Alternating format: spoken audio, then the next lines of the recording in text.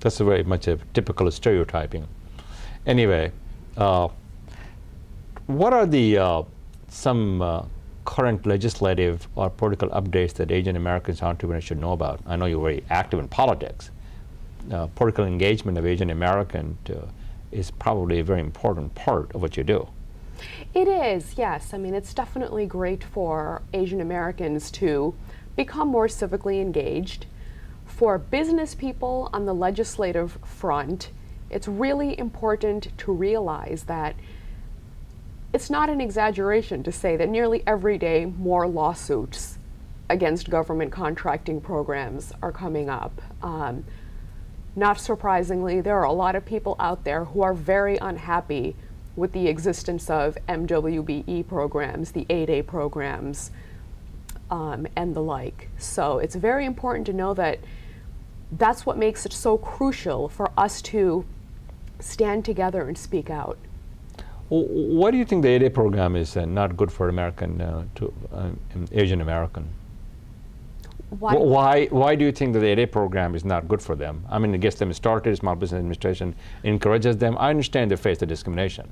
Yeah, no, I think as a result of that, they do not get the contract, which is what their ultimate goal is. Right. Okay. So, do the government contracting programs really work? They do, absolutely. In Chicago, for example, once the Asian Americans were kicked out in 2004, and thankfully we got them reinstated a year later, but during that interim, there was an enormous drop-off in the amount of contracts that Asian Americans received when they were not in the program compared to when we are included. So absolutely, I would say they definitely work.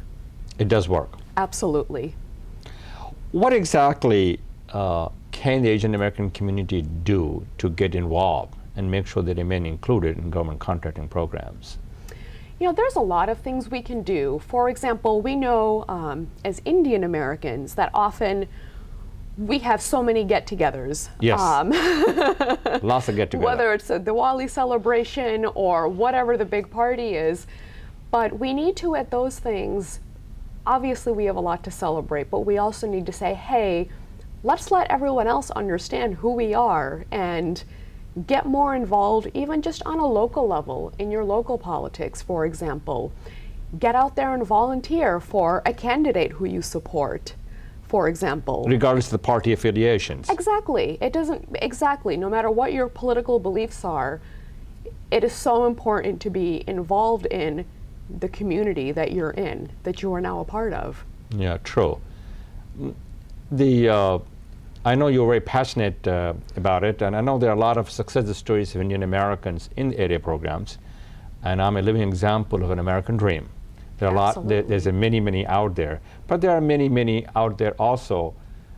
They have not done well in the small business community or the 8A programs or the government contracting programs, whether it's a local level or the state level or the federal levels. So it's sort of source of inspiration, not a sort of, you are a source of inspiration for all of them. My question to you is, if they do face the challenges and in the government contracting program, how do they contact you? How do they go about to make sure that the system is fair to them?